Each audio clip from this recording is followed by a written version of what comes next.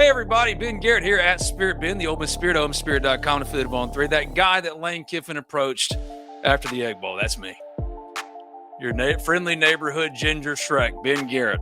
Lane says he doesn't know my name, but that's a typical Lane kind of approach to stuff. You know, he's done that multiple times with me, actually. He had me in his office last year when Ole Miss went 9-3 with the best Ole Miss roster ever, and no one put him on the hot seat or really held him to account for that. Because I dared to question the Ulysses Bentley usage and him starting a wide receiver who is now at Southern Miss this year at running back, the second game when he was a double-digit favorite that he lost, again, with the greatest roster Ole Miss has ever had. He's played that game before. He doesn't know my name. Okay. I'm Ben Garrett. Many of you are meeting me for the first time. Sucks to be you. But understand this.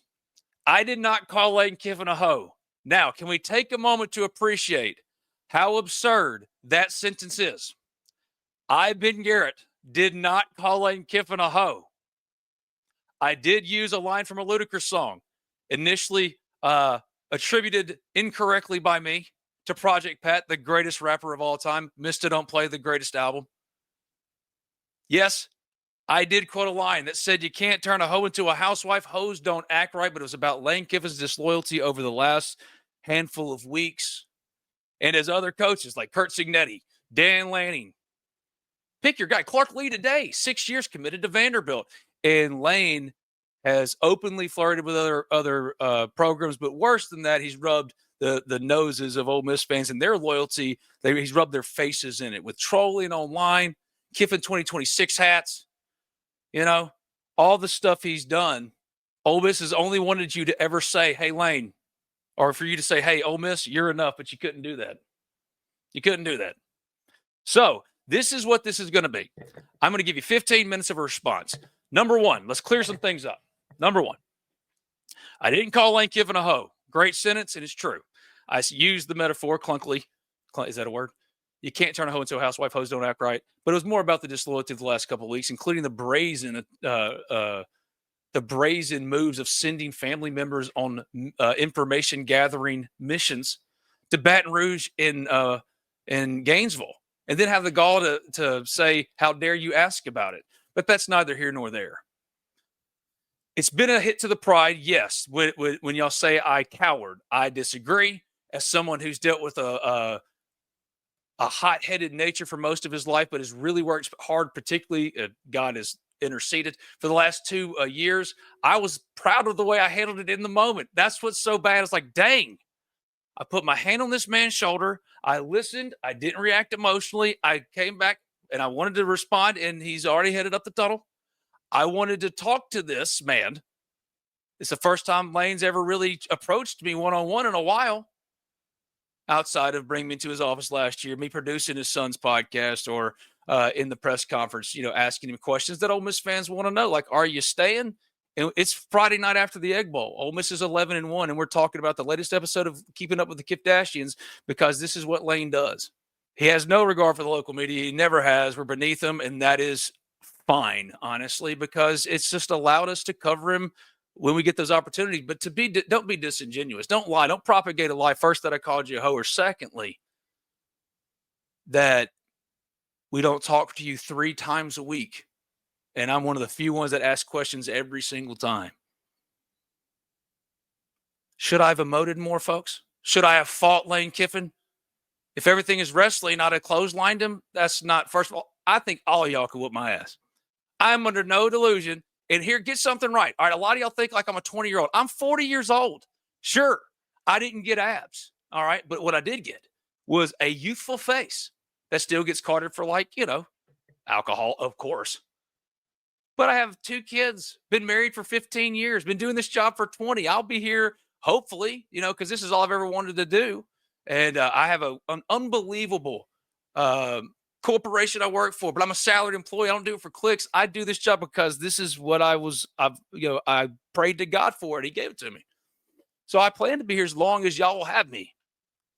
But I don't ever want it to be like this. I don't want it to ever be about Ben did something untoward or whatever. Should I watch the way the crude nature of some of my metaphors? Sure. But let's stop pretending. I never called that man a hoe. And if he's propagating the lie, which he continued to try to do in the postgame, even though I explained it to him, I got to call it out. I got to call it what it is. Just like I had to use that metaphor to call out what is obvious. Ole Miss isn't enough. It's giving you everything. I asked you about legitimate questions. You said on Pat McAfee, who you used as a PR piece, and just like the E60 stuff, because it was all about the story of Lane Kiffin and your ability. Like, you wanted to leave here, but Ole Miss made it messy because those darn Ole Miss Rebels just kept on winning. Use all of that E60 stuff as a PR machine. The Pat McAfee appearance, when you hated that it got out that you've been given an ultimatum, knowing that you're not coaching the playoffs for Ole Miss if you're leaving. And we're recording Friday night after I've been trying to record something or think about what to say for hours. I drove, just got back in from the Egg Bowl, just been thinking and thinking. Didn't really, and all I want to say is I'm sorry for the role I played in another episode of the Lane Show, but also that it's taking away as all the Lane Kiffin stuff. Like, that was what my initial criticism was about. If I would have said, leopards don't change their spots instead of you can't turn a hoe into a housewife, hoes don't act right, would you have run up to me and said, how dare you call me a leopard? Y'all see how silly this is. But anyway, what it says is you had every opportunity for weeks to quiet the distractions you refuse to acknowledge, that you created brazenly, again, sending your family, all of the things that you've done. And yet, in this moment of celebration, just like the last 2 weeks, when Ole Miss fans should have been celebrating like they never had before, it was all about Lane, just as this became. And I hate that I was a part of it. I wish I'd have, I don't know, flexed my muscles or something instead of putting my hand on a man's shoulder. Does a scared man go, all right, what are you saying? I was never going to fight him, but dead gum, I was trying to listen. I was kind of proud of myself for once. Didn't pop off at the mouth like I usually do, being stupid. I was like, hey, God, thank you for the growth. Oh, wait, I'm a bitch? So that was funny. I'm sorry that it's not about what Ole Miss is doing. It's about something other than, which is what it's been like for a couple of weeks. But, I mean, he's never given 2 bits of crap about the local media anyway. We're beneath him. He doesn't care. And do I think that he made sure the cameras were there? Of course, because that man is brilliant at marketing. There's 2 things you say whatever you want to about Lane Kiffin. Donald Trump's a good example. No matter what you say, the men can market. Everything is wrestling, and they've tapped into that in so many ways. So do I think he had the cameras there? Absolutely. I'm just wondering, dang, how could I have played the supporting role a little bit better? Or maybe myself not look like apparently a clown. But also, I'm not going to fight anybody. I hate fighting. And 2, I think you could all whip my ass. That goes back to the whole self-hate crap. A lot of the mental health stuff that Lane talks about that we actually could talk a lot about. So I didn't know what exactly I wanted to hit on here. I just wanted to make it crystal clear. I never wanted it to be about me. You're recording a whole podcast just about you. I'm recording a response because I've been advised by multiple people, just say something and be honest. Here's the honest truth. I never called you a hoe, just like I told you on the field I didn't call you a bitch. And also, I never talked about the distractions. If you want to have a legitimate conversation about how you've handled this whole process, I said a lot of stuff about that, including this crude metaphor. Essentially, a version of a leopard can't change his spots. And so instead of calling you a leopard, it was, yeah. But no one called you that. No one called you that. But it allowed you to deflect again from the true crux here of the issue. Ole Miss has given you everything. They're 11-1. They'll pay whatever, match whatever salary. They'll match whatever NIL they need to. I know all of the people in Pontotoc and New Albany and Tupelo and everywhere. Do you know these people that are giving real money, like third-grade teachers, out of their paycheck, and they don't make $9 million to make sure that you have a roster that can go in? Have you ever thanked them? Meanwhile, Clark Lee commits, Eli Drinkwitz commits, Mike Elko commits, Dan Lanning, and even when given an opportunity to legitimately prop up your team, man, during a playoff run, while also instead you're leaking stories about how if they don't let you coach, they could be dropped if we lose to state. It's the scare tactic stuff, just like you did in 2022 and denied for 3 years, and then admitted it on the PR hit doc on ESPN 60, it's a slap in the face. It's insulting. Just like you think me calling you a hoe, which I didn't do, is insulting. It's way worse to me to spit in the face of all of these people who give a shit about you. And honestly, including me, I mean, it helps us all when you do well. Just do well. Like, no one is actively coming after you. That's not what any of us are doing. We're just asking you to be honest and tell Ole Miss what it's got to do. Otherwise, all you're saying when you leave, if you leave to go to LSU on Saturday, Ole Miss, you aren't enough. I never thought you were good enough.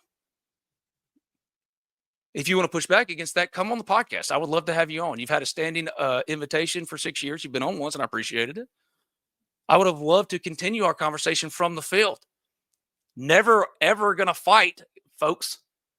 But I would have loved to continue what I thought would have been a great conversation. Man, we could touch on a lot of different stuff, but you don't want to come like I'm not Pat McAfee, right? I'm not Dan Patrick. I'm not, even though Dan Patrick gave some credit to a question I asked earlier this week, and it was like awesome because I wanted to be Dan Patrick growing up. But I'm not these people to you, and you have no need for us, the local media people. Fine. I'm just not going to let you use me, man, as a part of your sideshow, especially when it's a bunch of bunk. If I'd have called you a hoe, I'd have stood on it, not fight, because we're grown adults. Again, baby face, 40 years, baby, and y'all could all whoop my ass. But I'll say exactly what I said, and I will deal with the consequences as they come. What it seemed to me like is that you had two hulking highway patrolmen that were going to one was going to take one arm, the other one they're going to stretch me out like Stretch Armstrong, like break me in half. I would have loved to continue that conversation because history is repeating itself again, Lane. This is leaving Tennessee. This is Alabama saying you can't get in the playoffs when you took FAU. This is the Auburn fiasco on absolute steroids. This has been really hard for me to kind of process. And what I've come to the conclusion of is this. I regret my role in how this turned out. I do not regret the metaphor because it's apt. You want to prove me wrong?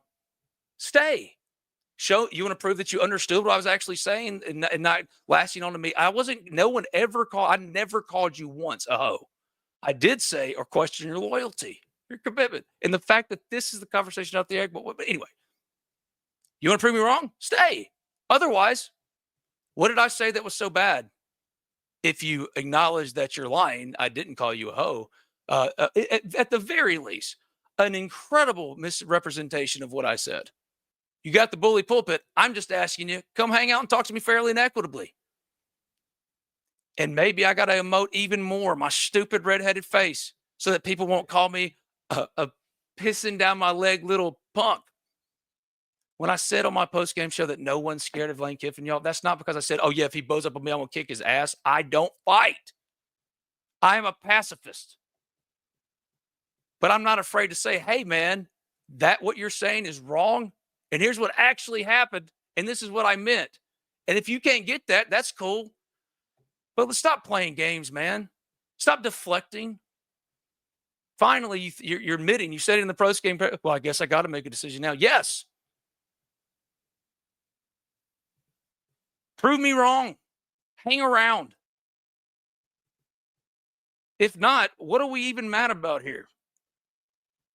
Redhead, you should have gotten madder. I disagree. Put my hand on the man's shoulder, leaned in, talked to him. How proud of myself for once. Like, dang, Ben, you didn't start going, Lane, you know what? Even if I did, you are.